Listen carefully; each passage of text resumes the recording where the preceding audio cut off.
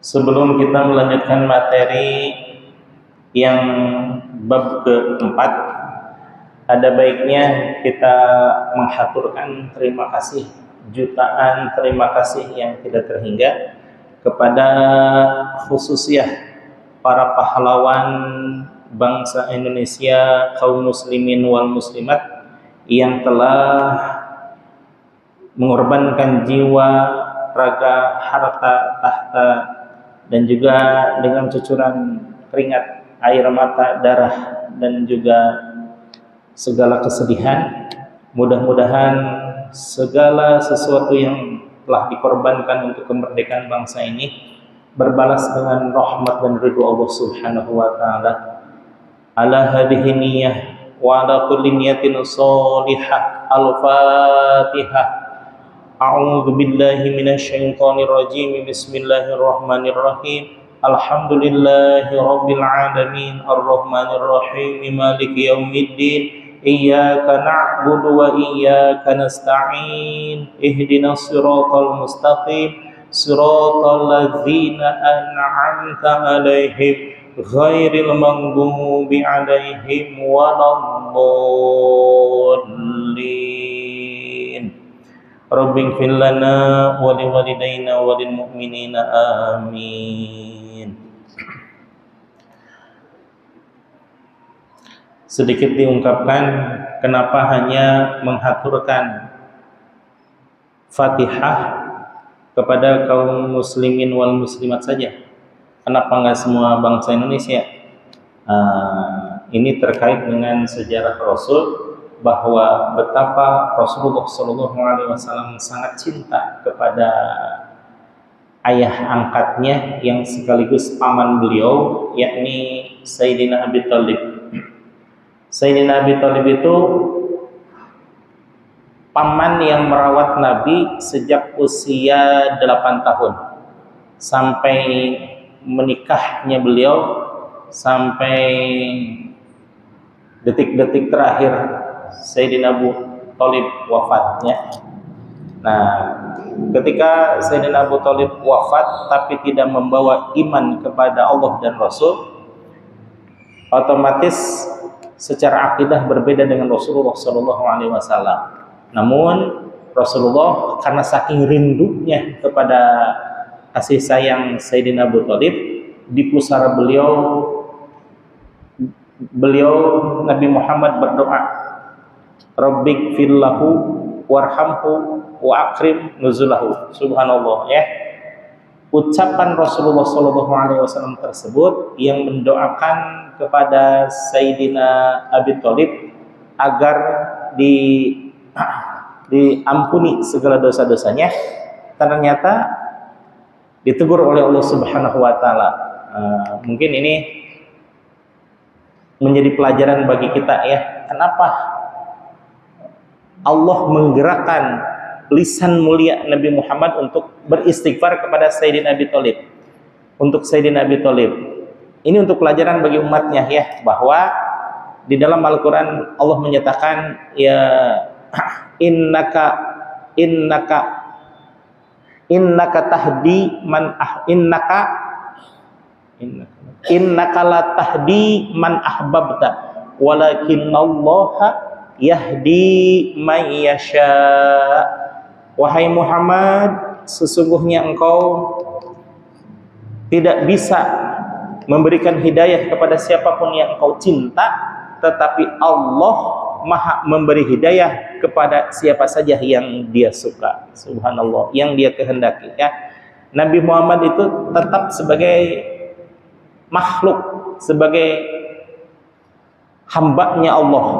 Dalam urusan hidayah itu hak prerogatif Allah Subhanahu wa taala. Bahkan sekelas Nabi Muhammad SAW yang itu adalah kekasihnya Allah Subhanahu wa taala, tidak ada makhluk yang paling dikasihi oleh Allah selain Nabi Muhammad SAW. Tapi untuk urusan hidayah tetap itu adalah hak prerogatif Allah Subhanahu wa taala. Ya, apa? Innaka la tahdi man ahbabta walakinallaha yahdi may yasha. Sesungguhnya engkau wahai Muhammad tidak bisa memberi hidayah kepada siapapun yang kau cinta, tetapi Allah Maha pemberi hidayah kepada siapapun yang Dia kehendaki. Jadi untuk urusan hidayah, untuk urusan maghfirah itu hanya untuk kaum muslimin wal muslimat saja. Adapun untuk non muslim, seandainya kita berdoa itu hanya berdoa untuk kebaikan saja. Ya, tidak untuk rahmat, ridho dan maghfirah Allah. Karena rahmat, ridho dan maghfirah Allah itu khususnya untuk kaum muslimin wal muslimat, ya. Bagi kita yang pahlawan non muslim bagaimana? Ya, menghaturkan terima kasih saja, ya. Tidak menghaturkan berkah Al-Fatihah. Karena berkah Fatihah itu tembus sampai ke akhirat. Kalau ucapan terima kasih, ya wallahu alam, entah didengar atau enggak, ya bukan urusan kita. Yang jelas kita mah menghaturkan terima kasih dan juga berkah Fatihah kepada kaum muslimin wal muslimah. Kepada para pahlawan tetap kita cinta, tetap kita hormat, tapi khususnya untuk urusan akidah ini ada garis tersendiri, ya. Kalau mengingat John F. Kennedy, Presiden Amerika Serikat, don't ask what can give the country for you, but you ask what can you give for your country. Untuk negara, kita jangan pernah bertanya apa yang bisa negara berikan untuk kita, tapi mindsetnya harus dibalik itu pertanyaannya. Kenapa? Tanyalah apa yang bisa kita berikan untuk negara. Bisanya hanya mengamankan wilayah terkecil, wilayah keluarga, ya sudah, amalkan saja itu, amankan, amalkan dan lestarikan, ya. Bagaimana kalau diberi amanah lebih tinggi tingkatannya, tingkat ke-RT-an misalkan? Alhamdulillah kita dipercaya oleh masyarakat dan diridhoi oleh Allah Subhanahu wa taala untuk mengamankan wilayah yang lebih tinggi daripada keluarga, yakni RT. Amalkan saja itu, ya. Bagaimana kalau kita hanya sebagai pelajar, sebagai santri lah katakan, ya. Ya, kontribusi kita kepada agama dan negara, belajarlah dengan sungguh-sungguh, ya. Suatu saat nanti posisinya akan berbalik. Saya mungkin yang akan dan pasti insya Allah akan duduk di bawah, mendengarkan untayan-untayan hikmah dari para hadirin, ya. Nah, hadirin suatu saat duduk di singgasana ilmu pengetahuan, ya, berbalik, ya. Sama halnya seperti Syekhuna Khalil Bangkalan. Syekhuna Khalil Bangkalan itu maha gurunya, guru Nusantara, ulama-ulama Nusantara. Tapi ketika Syekh Hasyim Asy'ari mendirikan pondok pesantren dan itu atas restu beliau, maka berbalik. Syekhuna Khalil yang menjadi murid Syekh Hasyim Asy'ari, bahkan beliau membawakan kitabnya, kemudian membalikkan sendalnya. Mengetahui hal tersebut, Syekh Hasyim buru-buru keluar untuk mencegah Syekhuna Khalil berbuat demikian. Tidak bisa, kata Syekh Khalil. Saya guru itu kalau dulu, kalau sekarang saya justru berguru kepada Kiai Haji Hasyim Asy'ari. Enggak gimana. Kata Syekh Khalil, ini perintah guru. Perintah guru. Jadi siap-siap. Atau Syekh Hasyim Asy'ari betapa sangat hormat dan sam'an wa ta'atan terhadap perintah guru, ketika bersikukuh untuk tidak menerima kebaikan daripada Syekhuna Khalil, kata Syekhuna Khalil, ini perintah guru.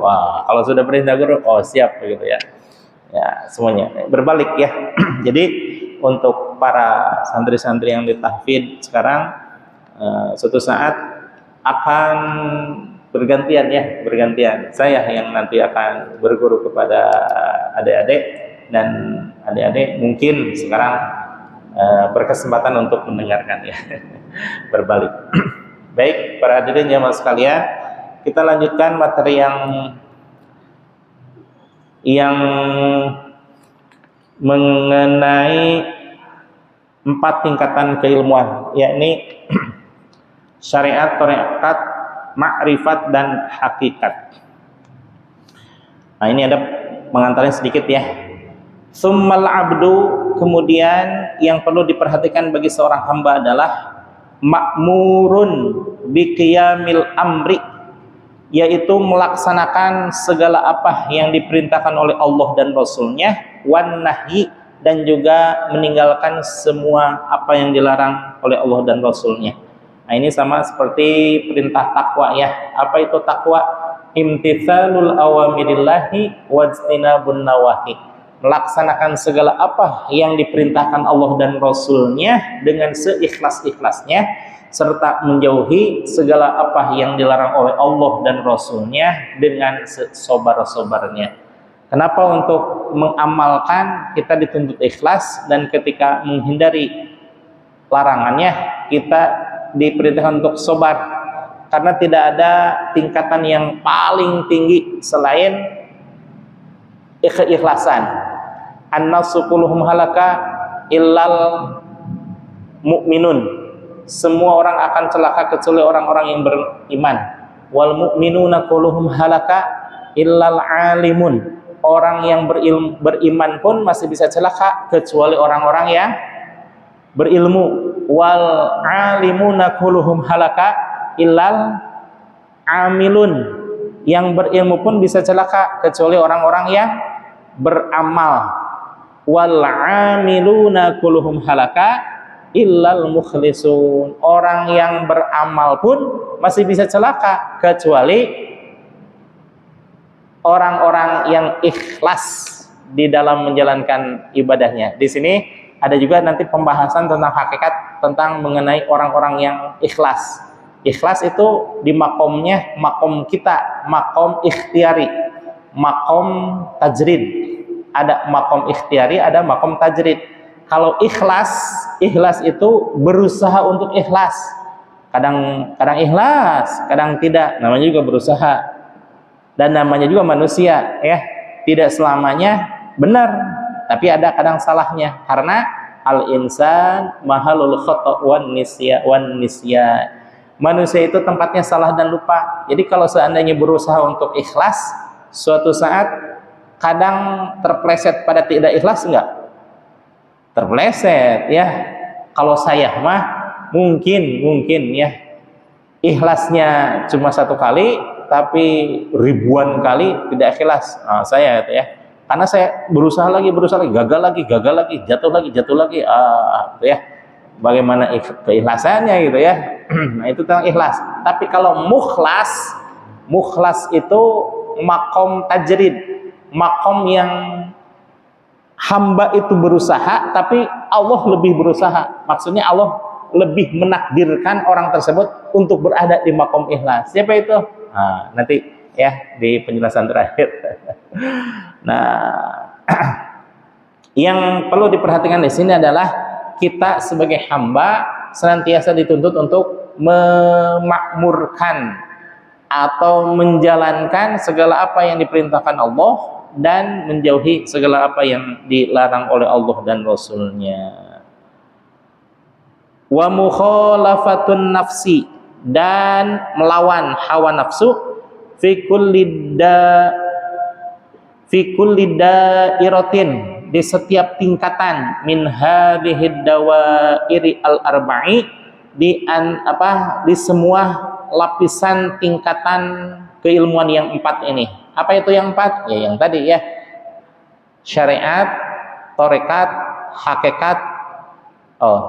Syariat, tarekat, ma'rifat, hakikat. Ya. Dulu ya.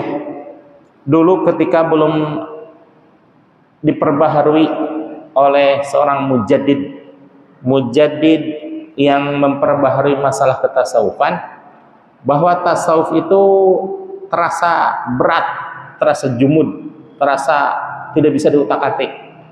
Karena orang yang bertarekat itu minim-minimnya katanya harus berusia 40 tahun. Kemudian harus menguasai ilmu-ilmu syariat, harus sudah mampu untuk meninggalkan hal-hal yang syubhat, apalagi yang mungkarat, oh subhanallah ya.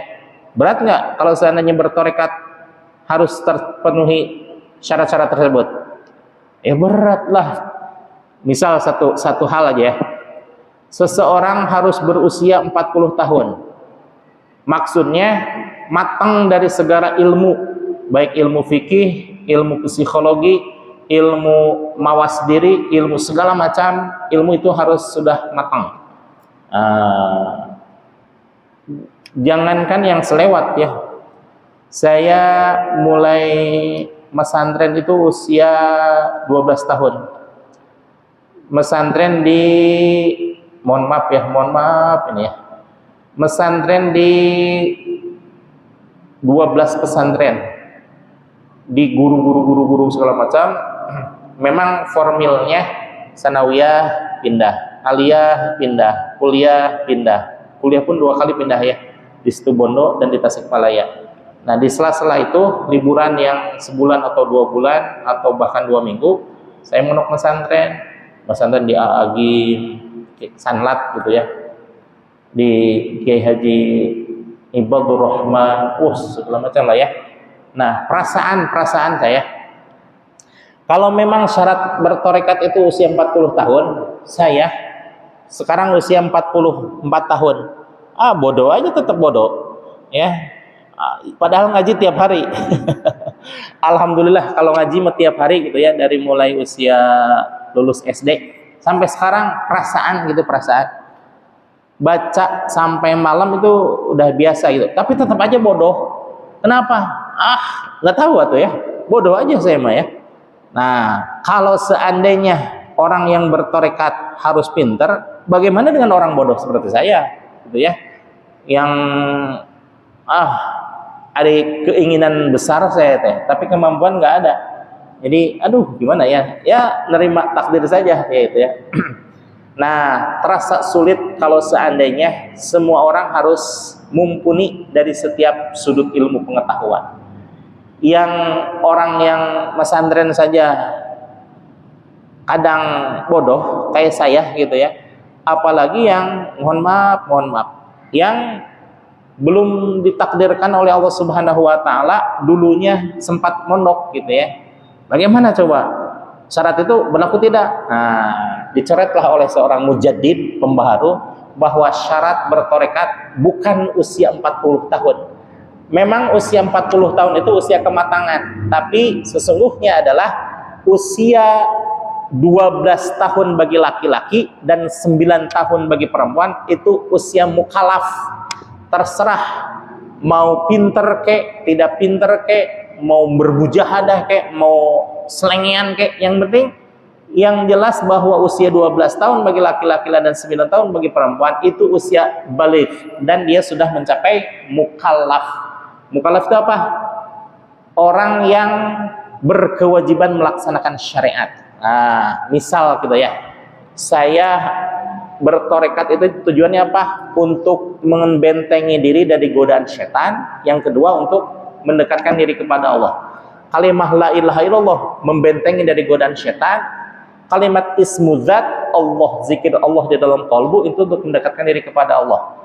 Kalau untuk bertorekat mendapatkan 2 kalimat zikir tersebut harus sampai usia 40 tahun.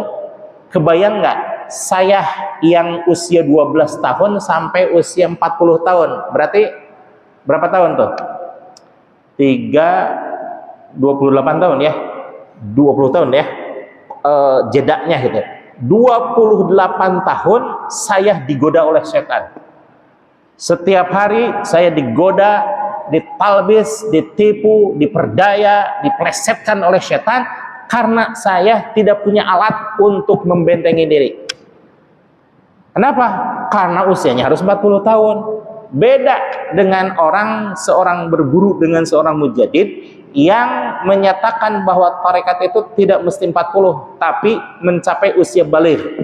Karena usia baligh itu mampu mengukur-ukur ini bermanfaat atau tidak bagi dirinya sendiri. Nah, itu sesungguhnya.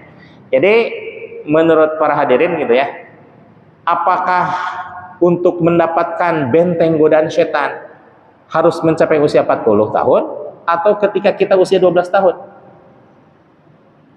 Hah? 12 tahun, betul. Kenapa? Karena ketika seseorang sah untuk melaksanakan syariat, dalam artian berkewajiban untuk melaksanakan syariat, di situ kita nimbang-nimbang, oh subhanallah, daripada saya alim tapi keburu disantok setan 28 tahun, mending saya mending saya bodoh-bodoh acan asal ngikut ke guru yang akan memberikan alat untuk menangkal godaan setan. Alhamdulillah, gitu ya. Nah, jadi tidak berlaku ya syarat 40 tahun kemudian harus mumpuni segala ilmu.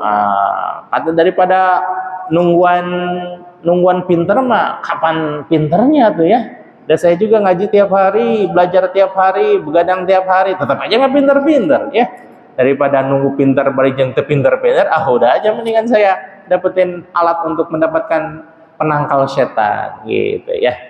Itulah salah satunya diperbaharui oleh seorang mursyid kamil mukamil yang memperkenankan saya untuk mendapatkan kalimat zikir la ilaha illallah dan kalimat ismudzat Allah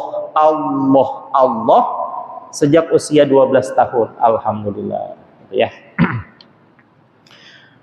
Nah ini nih, fan nafsu, adapun hawa nafsu, tuwaswisu itu dibisikkan, itu nafsu fi dairati syariah, pada tataran syariat, itu ya. Maka tingkatan orang yang melaksanakan syariat itu godaannya adalah yuwaswisu fi sudurin nas, dihembuskan kejahatan ke dalam dada manusia. Iblis, setan, semuanya yuwaswisu. Jangankan kepada orang yang sudah balik, usia belum balik pun dihembusi oleh si setan untuk melaksanakan sesuatu yang melanggar syariat. Nah, atau kan tidak ada keuntungannya bagi si anak kecil itu karena belum berusia balik. Iya, tapi kan orang tuanya yang berakibat mendapatkan dosa dari perbuatan anak itu sendiri. Ya, subhanallah. Seperti contoh kecil. Tetangga saya punya anak, nama juga anak kecil gitu ya. Dia sedang main-main sama anak tetangganya yang sudah agak besar, pada main HP gitu ya. Maklum anak kecil ya, tidak tahu apa-apa, noker aja, sampai jatuh itu HP-nya ke got. Ya otomatis yang namanya HP ke got kan kena air gitu ya. Pas diangkat, dinyalain, ya jelas itu koslet jadinya. Nah, kemudian ditanyakanlah ke konter, oh ini rusak semuanya Pak, gitu katanya. Dia yang mohon maaf gitu ya. Untuk menggantinya itu, dia kan tidak berbuat salah, tapi anaknya yang berbuat salah. Kena imbasnya nggak bapaknya? Kena imbasnya ya. Itulah orang tua yang bertanggung jawab, gitu ya. Walaupun harga second ya katakanlah ada yang 1 juta, tapi kan tetap aja, gondok katanya. Hasil capek kerja, hanya untuk membelikan HP orang lain gitu ya. Nah, itu ya contohnya. Maka kalau kita punya putra putri, dijaga sebaik mungkin supaya tidak melanggar aturan agama dan aturan negara. Bagaimana efeknya? Efeknya anak akan terbiasa melaksanakan kebaikan dan menjauhi segala apa yang dilarang oleh Allah dan Rasulnya. Dan efeknya pun ketika dia berbuat baik, kita yang berpahala. Ketika dia berbuat jahat, kita yang mendapatkan dosa. Itu ya efek dari orang tua yang bertanggung jawab.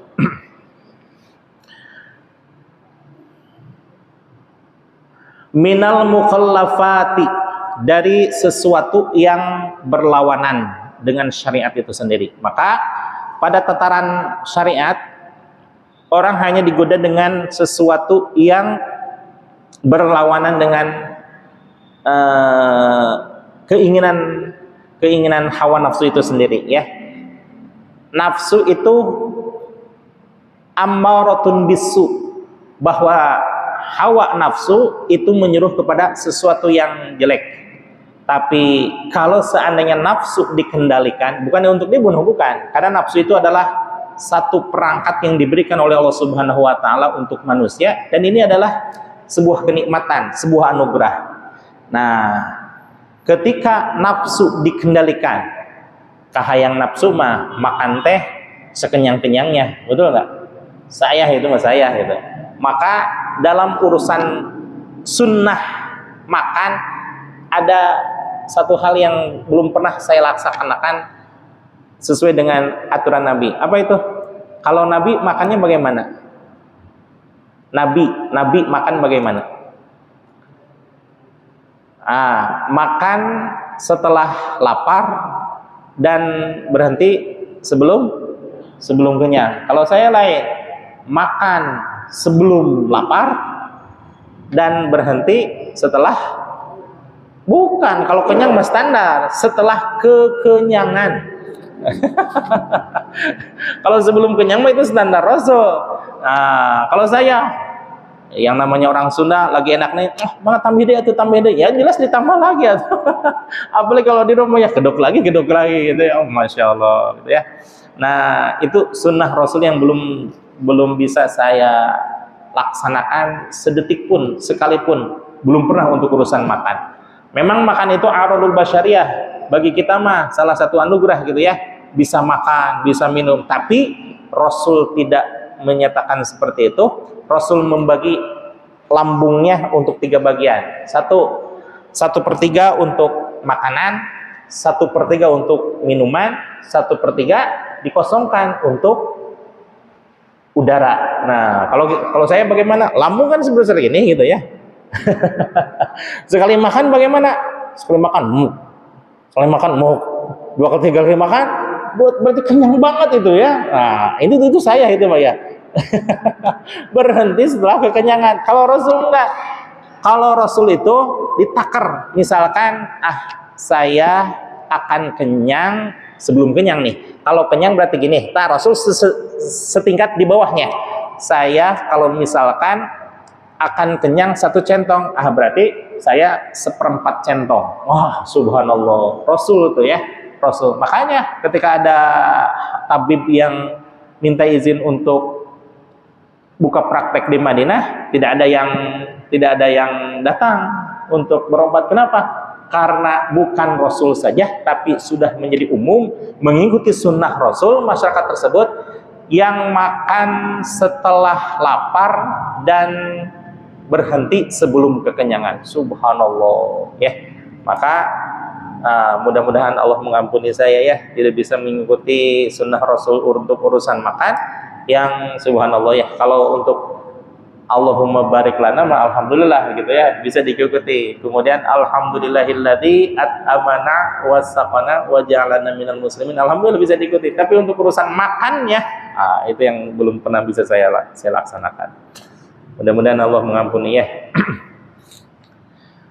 Kemudian wa fid dairatit tariqati, dan pada tataran thariqah, minal muwafaqati, seolah-olah manusia melaksanakan apa yang disepakati, talbisan, tetapi sesungguhnya itu adalah tipu daya setan.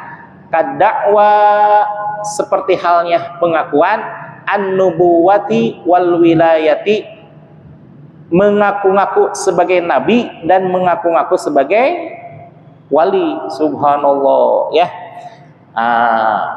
Beda tipis ya antara hikmah dengan thariqah. Yang saya rasakan ya, alhamdulillah saya sudah merasakan, lagi belajar kedua-duanya, tapi akhirnya hikmahnya ditinggalkan. Kenapa? Mohon maaf ya, namanya santri ya. Kadang kalau ketika nyantri itu, dengar orang-orang yang sakti, pengen sakti. Melihat film Wali Songo, pengen jadi sakti kayak Wali Songo. Padahal jauh atau ya. Wirid. Nah, kalau seandainya hikmah itu dicari-cari. Misalkan mohon maaf, kebal gitu ya. Di tesnya juga pakai golok yang tajam gitu ya. Pertama dipukulkan kepada kayu belah memang, tapi dipukulkan ketika dipukulkan ke tubuh kita tidak apa-apa gitu ya. Berkali-kali zret subhanallah gitu ya. Biasa-biasa aja, tapi itu dicari dan kesananya kebanyakan, tidak semuanya memang, kebanyakan orang terpleset pada hal-hal yang seperti itu. Banyak orang hikmah yang terplesetnya apa? Ya untuk urusan gelut mah jago gitu ya, mau berantem melawan 10 orang menang, tapi urusan melawan setan subuhnya kesiangan terus. Kira-kira enak nggak seperti itu? Bertahun-tahun ditakuti orang, puluhan orang, 20 orang masih sanggup lah gitu ya. 20 orang masih sanggup untuk melawan, tapi di urusan untuk sholat subuh, kesiangan terus. Sholat asar, apalagi di jalanan terus. Sholat zuhur, santai kan kita baru makan katanya. Subhanallah. Isya, apalagi Isya, merasa waktunya lama, santai aja. Padahal itu adalah talbis. Talbis itu tipuan setan yang seharusnya tepat pada waktunya, ini molor-molor. Subhanallah, enak nggak kayak gitu? Kalau kata saya mah nggak enak ya. Sama orang ditakuti, tapi sama setan malah disenangi. Gitu ya. Itu tipuan bagi orang-orang yang mengamalkan hikmah. Wirid, ternyata ingin jadi sakti, dan Allah mengirodahkan orang tersebut betul-betul sakti, tapi saktinya hanya sebatas pengakuan saja. Ya, guru-guru saya pun sama seperti itu ya. Yang sebelumnya didatangin orang, bahkan sampai nutup pintu. Ini pintunya Grand Max nih katanya, berat gitu. Tapi kalau sedan, stit gitu. Dalam artian, ini amplopnya sohih ini. Akhirnya ditinggalkan semuanya gitu ya. Tapi ketika bertorikoh, subhanallah, tidak ada semuanya itu. Tidak ada, hanya semata-mata lillah billah, hanya semata-mata untuk Allah, hanya semata-mata untuk ridho dan rahmat Allah. Yang memberikan zikir tidak mencari keuntungan, karena memang tidak dikejar hal-hal yang seperti itu. Yang malah yang kebanyakan saya dan teman-teman saya banyak dikasih makan, dikasih penginapan, dikasih tempat pemandian dan lain sebagainya. Makan pun berkali-kali. Ba'da subuh ya, ba'da isyraq gitu ya. Ba'da isyraq pukul 6, setelah manakib pukul 10, kemudian ba'da asyar, kemudian ba'da isya. Sekali 4 kali. Subhanallah. Beda dengan yang lain-lain gitu ya, teman saya. Kok saya mah zikir ini, harta saya malah orot katanya. Banyak yang hilang katanya. Ini perlu dipertanyakan gitu ya. Lanjut. Oh ya, belum diterangin ya. Kad-da'wa an-nubuwah wal wilayah, seperti halnya pengakuan terhadap kenabian dan kewalian. Adakah yang mengaku-ngaku sebagai nabi? Ada, banyak ya. Salah satunya adalah Musailamah al-Kadzab. Musailamah al-Kadzab ini seseorang yang mengaku-ngaku nabi karena dia kepincut dengan kehormatan nabi, kepincut dengan orang-orang mengeluk-elukan nabi, padahal dia bukan apa-apa. Nah, nabi katanya bagi dia itu nabi menciptakan surat-surat dalam Al-Quran. Saya juga bisa katanya. Kalau nabi membawakan surah Al-Fil, kemudian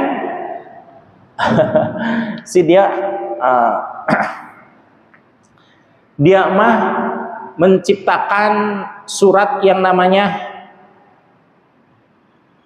katak. Kalau Al-Fil kan alam taro kaifa fa'ala rabbuka bi ashabil fil alam yaj'al kaidahum fi tadlil. Lil semuanya. Nah, si Musailamah menciptakan juga namanya difda, katak. Ya difda bintal difda'in. wahai katak, anak dari dua katak, rijluka fil asfal, dua kakimu di bawah, wa yaddaika fil a'la, dan dua tanganmu ada di atas. Kata orang-orang temannya gitu, apa hebatnya surat ente katanya. Cuma difna saja, beda dengan alfilnya Nabi Muhammad SAW, benar-benar berpengaruh karena memang itu adalah dari Tuhannya Nabi Muhammad, sedangkan ente itu berdasarkan khayalan. Aduh, subhanallah ya. Sekarang bukan ngaku-ngaku Nabi, tapi ada juga yang ngaku-ngaku Nabi ya, banyak gitu ya. Di Bogor ada Musadek ya, di Rancaekek ada Suyatno ya, di daerah Jawa ada Tugimin, segala macam ya. Ditangkap sama polisi semuanya, di depannya minum Pocari Sweet, ada Nabi kekurangan ion gitu ya. Itu mah enggak lah ya. Kalau sekarang, zaman sekarang tidak ada yang mengaku Nabi, cuma mengaku-ngaku keturunan Nabi gitu ya. Ada orang yang benar-benar Nabi, benar-benar keturunan Nabi, dia kepincut tentang kehormatan yang dia miliki, akhirnya ngaku-ngaku nasabnya Rasulullah SAW, padahal tidak ada yang namanya apa gitu ya, yang namanya Utsman misalkan, ternyata Sarman. Nah, salah, subhanallah ya. Jadi ya nauzubillah tsumma nauzubillah, dia terpeleset pada masalah talbisan kadakwaan nubuwah wal wilayah, seperti halnya pengakuan kenabian dan kewilayah kewalian. Mohon maaf, ini belum saya terangkan dua